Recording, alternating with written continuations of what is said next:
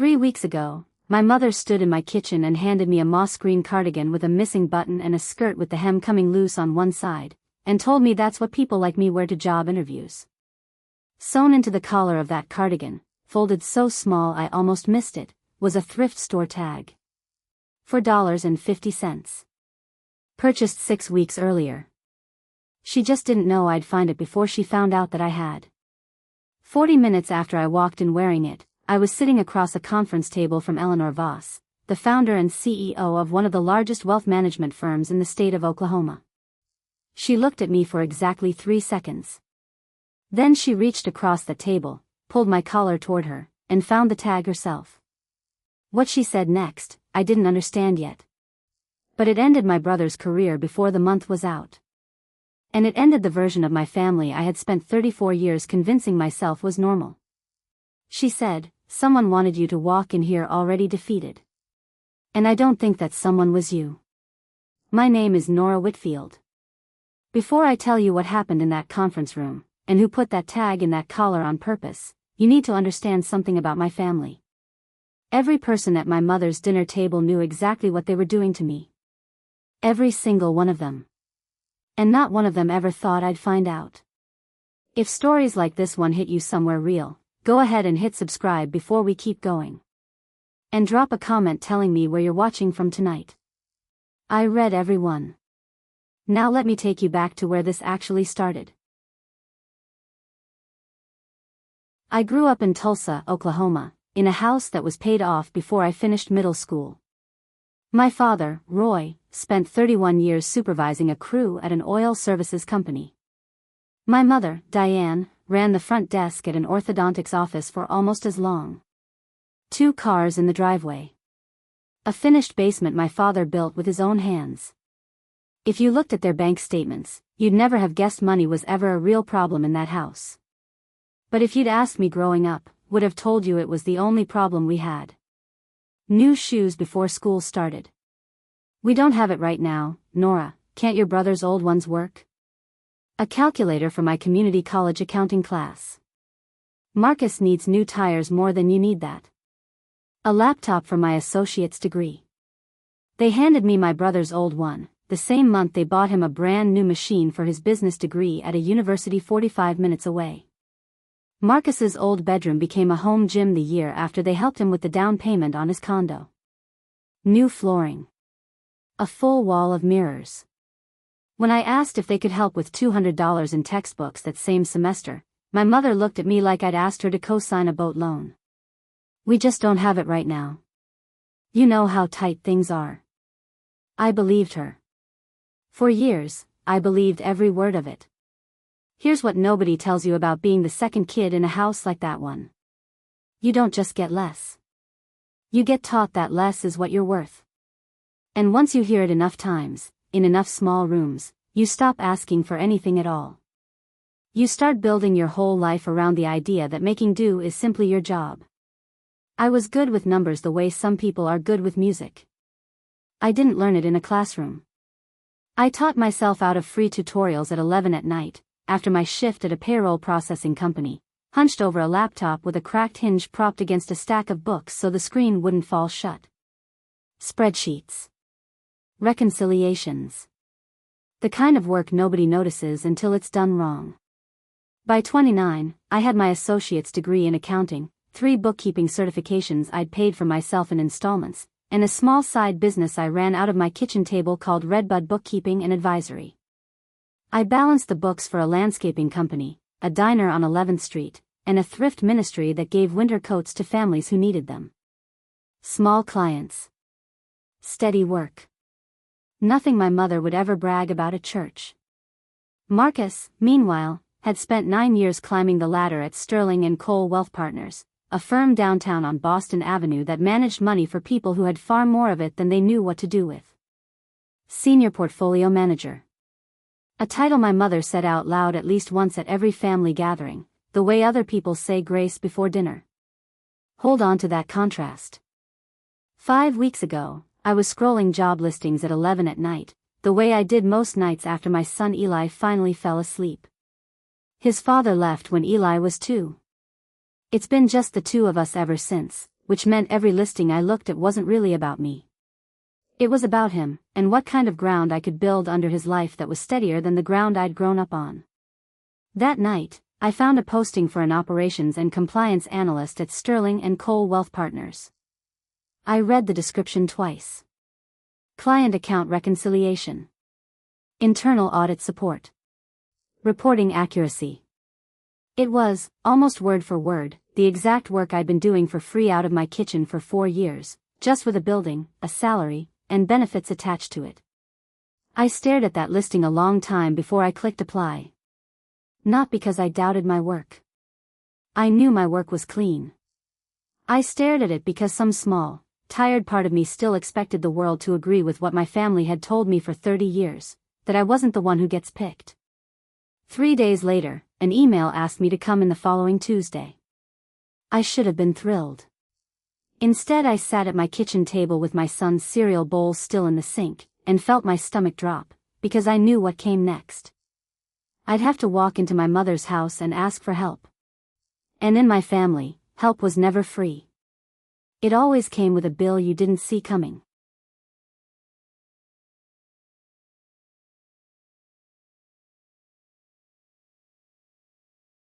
Sunday dinner followed the same choreography it always had. My mother at the head of the table. My father quiet at the far end, letting his food do most of his talking. Me in the middle, close enough to be useful, far enough to be background noise. I waited until my mother set her fork down. I have an interview, I told her. A real one. Downtown. Compliance work. She didn't look up right away. That's nice, honey. Then, without missing a beat, oh, did I tell you Marcus is up for a director title? His whole team took him to lunch. I watched her change lanes without signaling, the way she always did. My interview wasn't a full stop. It was a speed bump on the way back to talking about my brother. I need something to wear, I said. Something professional. This one actually matters to me. My mother set her napkin down slowly, the way she did when she'd already decided what she was going to say before I finished the sentence. Nora, we put almost $12,000 into your schooling. Do you have any idea what that cost us? It hadn't cost them $12,000. It hadn't cost them much of anything. I'd worked nights through most of community college and paid the bulk of it myself. The one semester they helped came to around $600 in textbooks, and I remembered the exact number because she'd brought it up like a debt collector every year since. You have clothes, she said. Make it work, Nora. That's what you're good at. Make it work. I'd heard that sentence my whole life. When my shoes fell apart in 8th grade. When my car broke down the week before finals. When I asked, once, quietly, if they could help with daycare after Eli was born. Make it work never meant let's find a solution together. It meant this is your problem, and I don't want to hear about it again. I didn't argue. There's no arguing with someone who delivered the verdict. The night before, I sat at my kitchen table after Eli went to sleep, and sewed that button back on with thread that didn't quite match. I stitched the loose hem by hand under a lamp that flickered whenever the fridge kicked on. I steamed the wrinkles out with a pot of boiling water held 2 inches from the fabric, because my iron had stopped working months ago. I almost didn't go. I stood at my bathroom mirror at midnight in an outfit that looked exactly like what my family had spent 30 years telling me I was, and some small, exhausted part of me thought, maybe they're right. Maybe this is exactly where I belong. Then I opened my laptop and looked at 4 years of Redbud bookkeeping files. Clean ledgers. Reconciliations that balanced down to the penny. A thrift ministry whose books I'd untangled from 3 years of chaos into something a board could actually read. My work was good. It had always been good. Anyone who judged me by a missing button was never going to see the part of me that mattered anyway. I hung the cardigan on the hook by my door and turned off the light. The next morning, I changed in the restroom of the building on Boston Avenue, because I'd taken the bus and didn't want to sit on public transit in a full-skirt suit. Standing at the mirror, straightening the collar, I felt something small and stiff along the inside seam. I unfolded it right there at the sink. A thrift store tag. Second Chance Thrift, on Peoria Avenue. $4.50. A date stamp from 6 weeks earlier. 6 weeks. Not decades. Not some hand-me-down pulled from a box in the attic, the way she'd let me believe. Someone had gone out, recently, on purpose, and bought this exact outfit to put on my body for the biggest interview of my life. That was the first proof I ever had that this wasn't neglect. It was a decision. I folded the tag back into the seam, took a breath, and walked into the lobby. Have you ever found something small, something nobody meant for you to see, that changed the whole shape of a story you thought you already understood? Hang on to that feeling. It's about to matter a lot more than you think.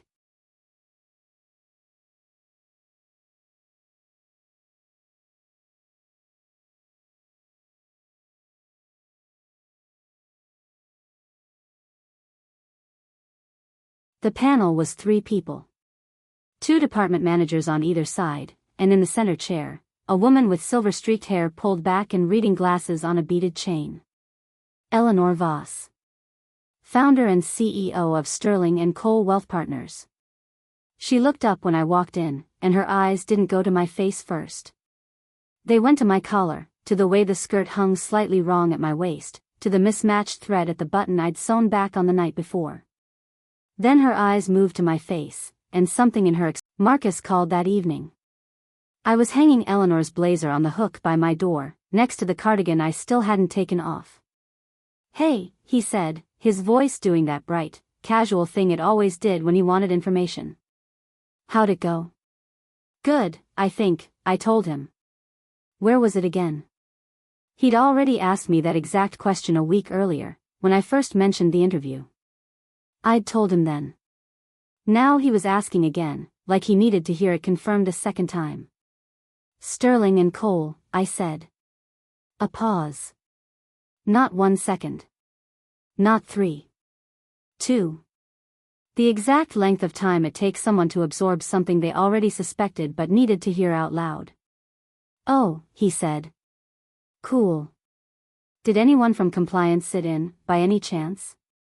Just curious how they run those." It was such a strange, specific question that I nearly laughed. I told him I didn't know.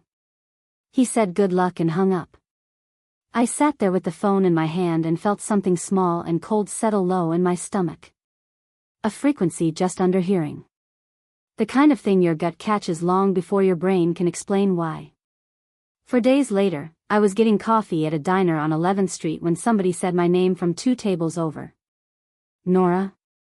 Nora Whitfield? Denise Okafor. We'd taken the same bookkeeping certification course 2 years back. Friendly, not close, the kind of friendly where you catch up for 10 minutes and mean every word of it. She sat down. We talked about her job. I mentioned mine, the interview, the compliance role. "Wait," she said, tilting her head. "Isn't that where your brother works?" The espresso machine kept grinding. Somebody's kid kept asking for a second muffin.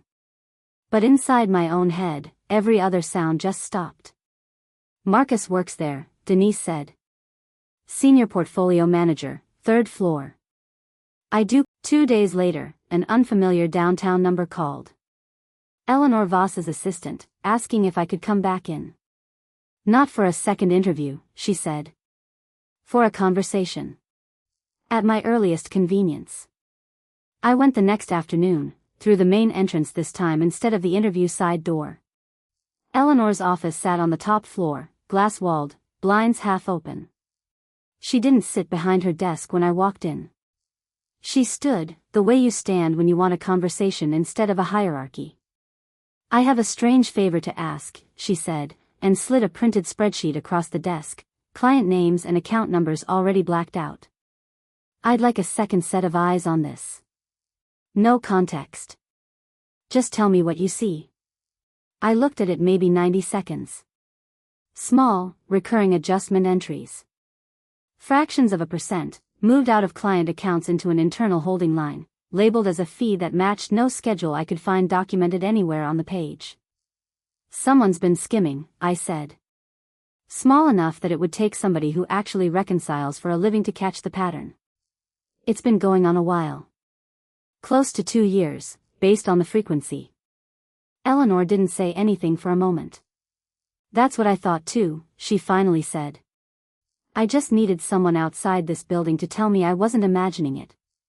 She didn't tell me whose account it was. Not yet. But she told me something else that afternoon that had nothing to do with numbers.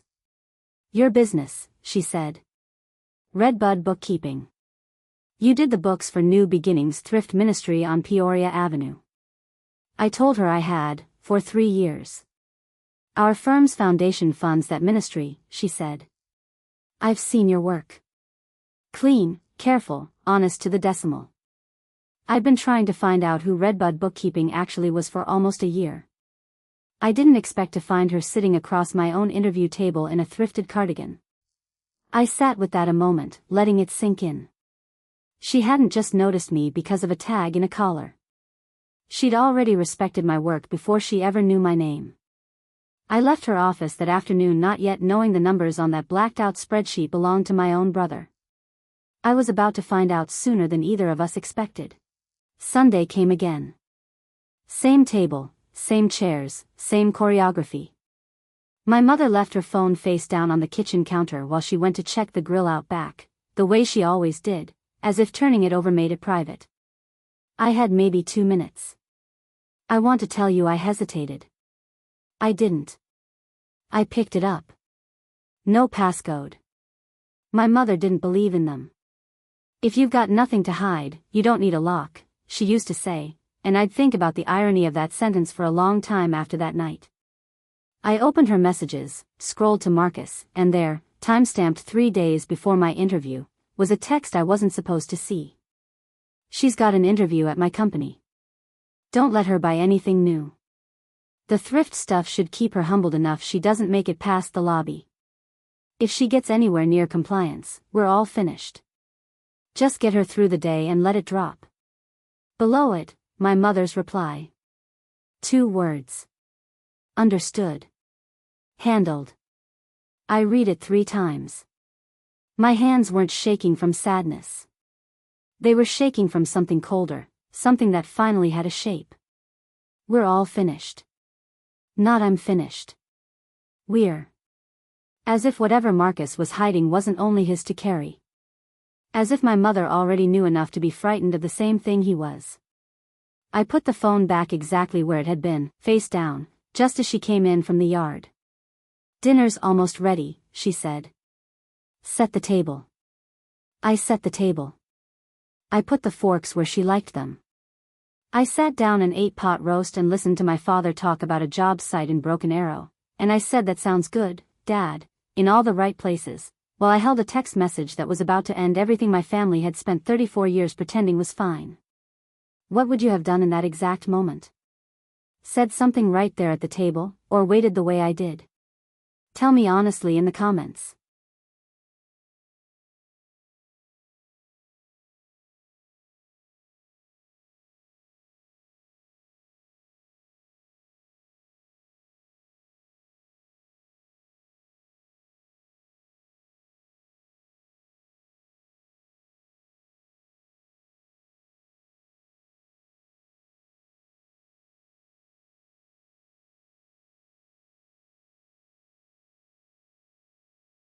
I didn't confront Marcus first. I'd made that mistake before in my life, thinking the truth would be enough on its own to crack somebody open. It never is. Not with people who've built their whole identity on a story that isn't theirs. I texted him instead. Can we talk? Just us. We met at the same diner on 11th Street. He showed up 10 minutes late in a blazer I'd never seen, ordered black coffee, and smiled like nothing in the world was wrong. What's up? He said. What do you actually do at Sterling & Cole? I asked. What accounts do you manage? His smile held, but something behind his eyes moved half a second too fast. Why does that matter? He said. You're being weird. I told him about the text. I didn't raise my voice. I read it back to him plainly, the way you'd read something off a page. She's got an interview at my company. Don't let her buy anything new. Marcus's jaw went tight. He didn't cry, and he didn't reach for my hand the way some part of me had braced for. He got angry instead, fast and sharp, the kind of anger that comes from someone who has never once had to defend himself before. "You're being paranoid," he said. "You always do this." "I was trying to protect the family name, that's all." "You show up looking like that, it reflects on all of us." "Protect the family name," I repeated. "Or protect whatever you've been moving out of client accounts for 2 years." His face went completely still. Not guilty, exactly. Calculating. The same look I'd later learn he wore in every hard conversation he'd ever survived without actually answering the question in front of him. "I don't know what you're talking about," he said, standing so fast the chair scraped the floor. "This conversation is over." The next morning I called Eleanor's office and asked for 10 minutes. I brought her the blacked-out spreadsheet, and I brought her the screenshot from my mother's phone. She read the text twice, then set my phone down carefully, the way you set down something that might go off. "I had a feeling about which account those entries belonged to," she said. I didn't want to say it out loud until I was certain. She turned her monitor toward me. The unredacted name on the account was Marcus Whitfield's own client book. Nearly 2 years of small, quiet withdrawals dressed up as fees nobody had ever approved. "He's been doing this since right around the time he made senior portfolio manager," she said. "I think he's been terrified of anyone with real reconciliation experience getting anywhere near his numbers." Which explains quite a lot about a cardigan with a thrift tag still in the collar. She looked at me a long moment.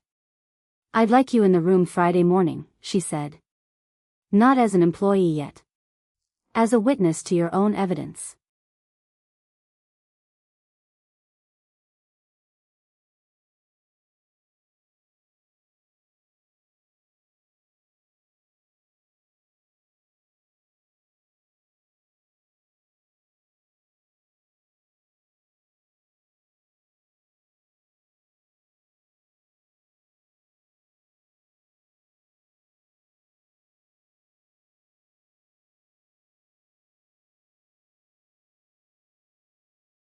Friday, 10 o'clock. A glass-walled conference room on the top floor. Eleanor Voss at the head of the table. Grace Liu, the HR director, beside her with a legal pad and a pen that clicked every few seconds. I sat across from an empty chair. At 10 past 10, Marcus walked in wearing his best suit, his moleskine notebook tucked under one arm, expecting, I think, a conversation about a promotion. He saw me and his expression flickered before he smoothed it back into something composed. "Sit down." The fallout didn't wait politely. That same evening, my mother called, her voice shaking somewhere between anger and something I had genuinely never heard from her before. "Fear. You went through my phone," she said. "How could you do that to your own family?" I let her finish. "Families handle things privately, Nora. You didn't need to embarrass him in front of his boss like that. Whatever he said, he was just trying to look out for you in his own way." "Mom," I said. "You bought a $4 cardigan on purpose, 6 weeks before my interview, because your son told you to." Silence. Then my father's voice from somewhere behind her. "Just let it go, Nora. Let it go." The family motto, dressed up different ways for 30 years, but always meaning the same thing. Swallow it. Make it work. Don't make this harder for everyone else. "I'm not letting it go," I told her. "I'm letting the two of you go, for now, until you're ready to tell me the truth without blaming me for finding it." I hung up before she could answer. I sat on my couch, the same one where I'd sewn a button back onto a cardigan I never plan on seeing again, and I didn't cry. I looked at the hook by my door where Eleanor's blazer still hung, the only professional thing anyone had ever handed me without expecting something back in return. A week later, Aunt Pam called. My father's sister, the one who never once got involved in anything. "I should have said something a long time ago," she told me, her voice small. "I heard Marcus on the phone with your mother almost 2 years back. He said, 'Don't let Nora apply anywhere real, she'll mess it up somehow. And your mother laughed.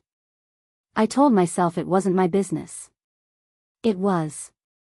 I'm sorry, Nora. Thank you for telling me now, I said. And I meant it. Marcus's employment was formally terminated 11 days. My first day at Sterling and Cole, I wore a navy blazer I bought myself from a shop on Cherry Street. Not because I couldn't have afforded secondhand. Because for the first time in my life, I got to choose it, and the choosing mattered more to me than the price tag ever could. Denise met me in the lobby with coffee. Welcome to the actual team, she said, and we rode the elevator up together. Marcus's old desk had already been cleared out.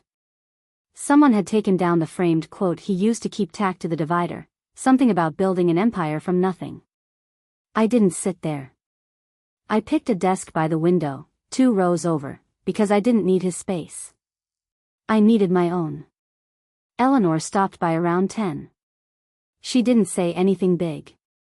Just good to have you here, and a nod, the same nod she'd given me the day she handed me her blazer and told me to keep it until I came back. That evening, I hung my new blazer on the hook by my front door. The same hook that had once held a moth-eaten cardigan with someone else's decision sewn into the seam. I stood there a second, looking at it, and realized that for the first time in my adult life, nothing hanging in my closet carried anyone else's judgment folded into the lining. They handed me a cardigan that didn't fit and told me that was all I deserved. But the cardigan was never really the problem. The problem was a family that needed me small, so someone else could keep standing tall on a story he'd stolen out from under me a piece at a time. I don't make things work with less anymore. Not the clothes, and not the story either. This one, finally,